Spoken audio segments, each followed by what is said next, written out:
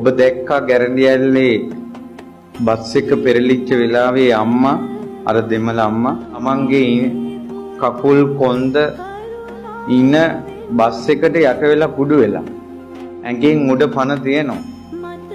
ඒ පපුවට දරුවා තුරුල් කරගෙන දරුවාට උණුහුම දෙනවා.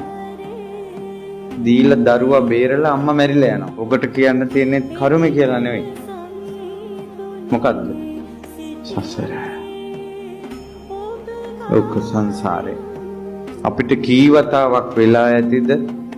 තව කීවතාවක් වෙන්න ඇතිද? වසංගත එනවා මුළු වසංගතේ මුළු ලංකාවේ මිනිස්සුන්ගේ කටවල් වහනවා. කොරෝනා දවස්වල මැරුණට පස්සේ මිනිහවත් ගෙදරට ගෙනත් දෙන්නේ නැතුව පොලිතින් වල දාලා ගිනි තිබ්බා. මොන පාංශකුලද මොන මරණාධාර සමිතිද? ඔහොමයි ඔකට කියන්න තියෙන්නේ මොකද්ද කෙටියෙන්? සංසාරේ. ඕක තමයි සංසාරේ දුක.